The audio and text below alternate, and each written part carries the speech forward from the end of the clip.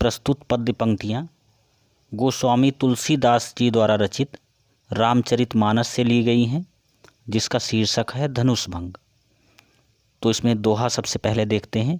उदित उदयगिरि मंच पर रघुबर बाल पतंग, बिकसे संत सरोज सब हर्षे लोचन भृंग।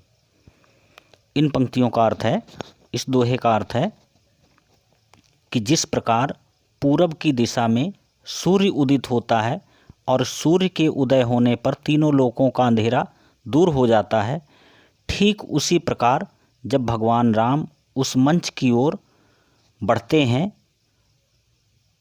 तो वे भी सूर्य के समान दिखते हैं। बिकसे संत सरोज सब, और जितने भी वहाँ पर ऋषि मुनि बैठे होते हैं वो कमल की भांति खिल उठते हैं, अर्थात वो प्रसन्न हो जाते हैं। सब हर्षे लोचन भृंग, और उनके नेत्र रूपी भौरे भी प्रसन्न हो जाते हैं। नृपन केरि आशा निशिनासी, बचन नखत अवली न प्रकाशी। जितने भी वहाँ पर देश विदेश से राजा महाराजा आए थे, उन सभी की आशाएं रात्रि के समान नष्ट हो गई थी। बचन नखत अवली न प्रकाशी, और दुर्वचन उन नक्षत्रों की भांति प्रकाशहीन हो गए थे। मानी महिप कुमुद सकुचाने, कपटी भूप उलूक लुकाने। जितने भी अभिमानी राजा थे वे सब संकोच करने लगे थे, अर्थात सकुचाने लगे थे, और कपटी लोग उल्लू के जैसे छिपने लगे थे। भय विशोक कोक मुनि देवा, और जितने भी ऋषि मुनि वहाँ पर उपस्थित थे वो सब शोकहीन हो गए थे। बरसहि सुमन जनावहि सेवा, वे भगवान राम पर पुष्प की बारिश कर रहे थे और अपनी सेवा को प्रकट कर रहे थे। गुरुपद बंदी सहित अनुरागा, राम मुनि सन आयुष मांगा। भगवान राम ने सबसे पहले अपने गुरुजनों के चरण वंदन किए, उनसे आज्ञा मांगी, और उसके उपरांत उन्होंने मुनियों से आज्ञा मांगी।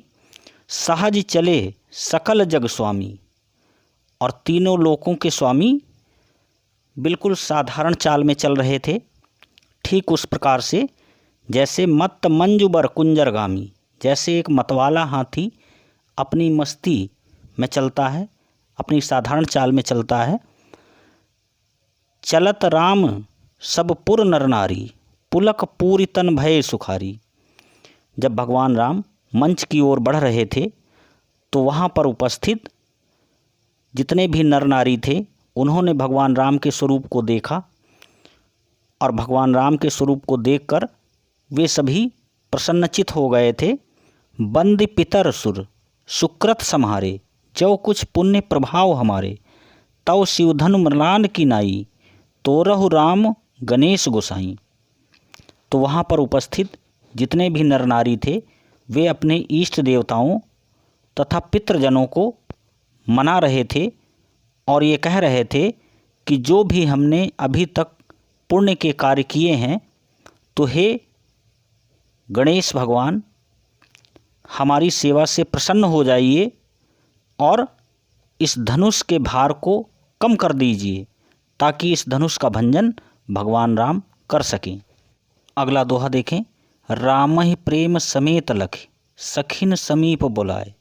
सीता मातु स्नेह बस, बचन कहाय बिलखाए। तो सीता माता ने जब भगवान राम को देखा तो वे भी उनके प्रेम के प्रति आकर्षित हुईं और उन्होंने बिलखते हुए अपनी सहेलियों को अपने पास बुलाया और उनसे कहा, सखी सब कौतुक देखनि हारे, जेव कहावत हितु हमारे।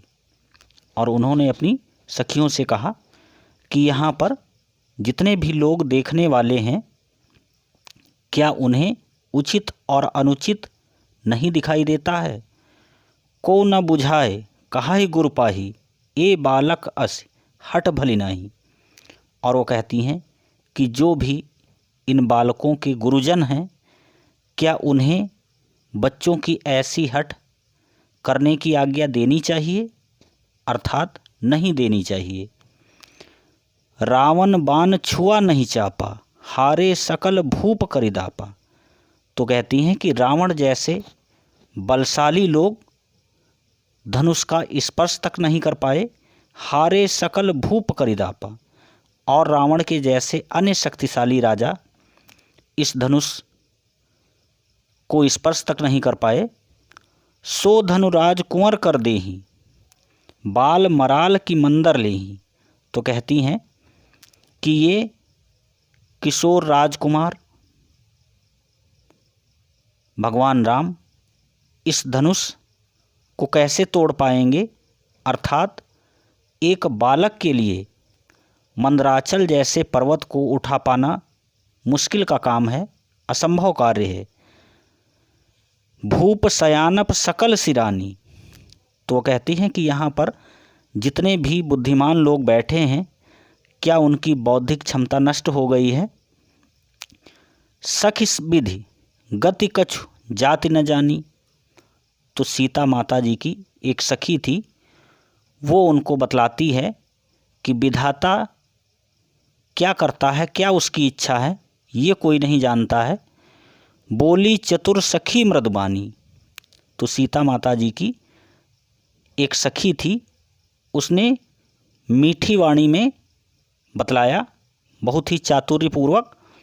तेजवंत गण लघु, तेजवंत लघु गण्य न रानी। तो कहती हैं कि जो तेजवान लोग होते हैं उन्हें ऐसे नहीं आंका जाता है। कहाँ कुंभज कहाँ सिंधु अपार। और वो उदाहरण के द्वारा उनको समझाती हैं। कुंभज का अर्थ है अगस्त्य मुनि से। अगस्त्य मुनि ने पूरे समुद्र को सोख लिया था। सोसेव सुजस सकल संसार। और इस प्रकार से उन्होंने अपना नाम पूरे संसार में प्रसिद्ध कर लिया था। रवि मंडल देखत लघु लागा, उदय तासु त्रिभुवन तम भागा।